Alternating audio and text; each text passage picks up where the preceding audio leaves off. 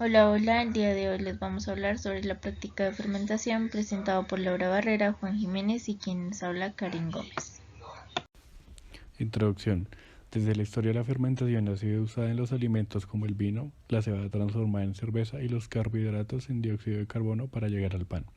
La fermentación en el crecimiento microbiano es un proceso de fusión binaria, el que significa que no habrá crecimiento sin la presencia de al menos una célula viable.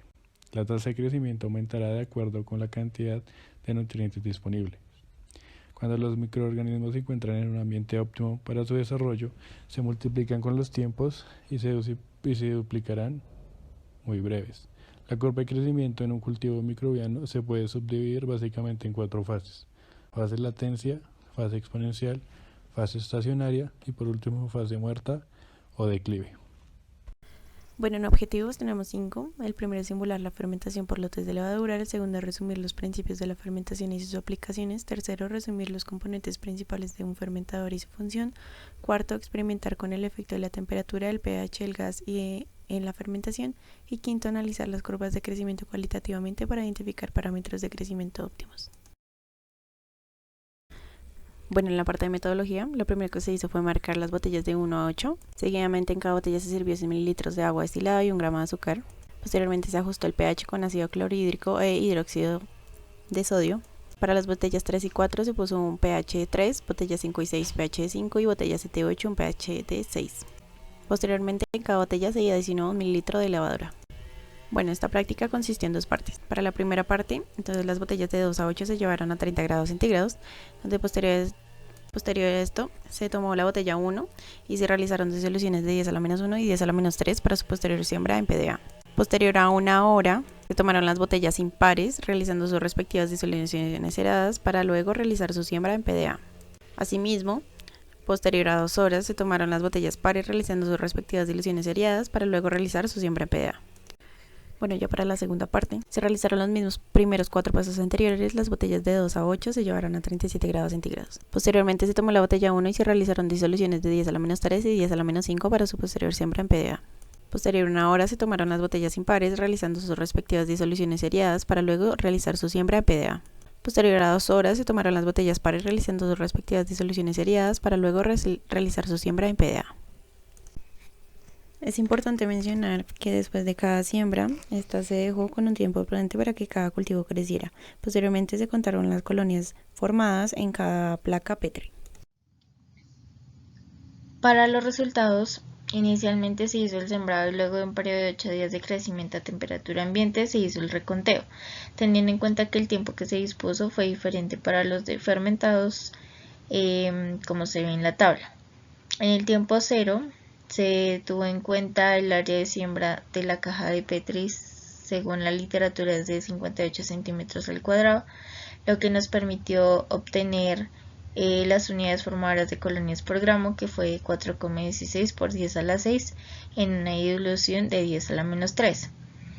Podemos evidenciar que los fermentados número 5 y número 6, a pesar de tener el pH óptimo para el crecimiento de las levaduras, no obtuvieron las mismas unidades formadoras de colonias que obtuvieron el fermentado número 2 y el fermentado número 1, puesto que son mayores a estas.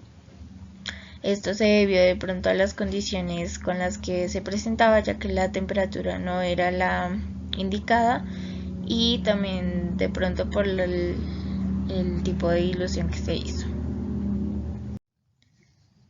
Para la segunda parte se tuvo en cuenta la temperatura óptima de crecimiento de las levaduras, la cual corresponde a 37 grados centígrados. La otra diferencia que podemos ver acá es que se realizaron diluciones de 10 a la menos 5 para facilitar el conteo. Podemos ver que en el tiempo 0 las diluciones correspondieron a unas unidades formadoras de colonias de 1,23 por 10 a la 7 y 3 por 10 a la 6. Luego, para el tiempo 1, en función de las diluciones de 10 a la menos 3, se pudo observar que el fermentado número 5, el cual corresponde al pH óptimo de crecimiento de las levaduras, obtuvo mayores unidades formadoras de colonias con un valor de 7,70 por 10 a la 6. y en las diluciones de 10 a la menos 5 de 7 por 10 a la 6. Luego, para el tiempo 2, teniendo en cuenta que el fermentado 6 iba a tener mayor crecimiento, puesto que este correspondía al pH óptimo de crecimiento, sin embargo fue menor, a diferencia del fermentado 8, que obtuvo 3,48 por 10 a la 6. Sin embargo, en la dilución de 10 a la menos 5, el fermentado número 6 obtuvo mayores unidades formadoras de colonias con un valor de 7 por 10 a la 6. Cabe resaltar que una de las problemáticas que se nos presentó a la hora de la siembra y el conteo era que en algunos de los medios se presentaban mohos, lo cual perjudica el crecimiento de las levaduras, y además de esto se debe tal vez por la esterilización de los materiales o por las condiciones ambientales, los factores ambientales que se disponen a la hora de la siembra. Conclusiones. Se determinó que las variables como la temperatura, la luz y la cantidad de nutrientes son factores que alteran los resultados. El factor de la temperatura altera los resultados notablemente, ya que se observa un mayor crecimiento de colonias utilizando la temperatura de 37 grados que la de 30. Asimismo, se evidenció que el pH de 6 es el ideal para que el cultivo de estas levaduras presente un buen crecimiento. El uso de la disolución 10 a la menos 3 y 10 a la menos 5 son mejores para poder contener las colonias en las placas Petri.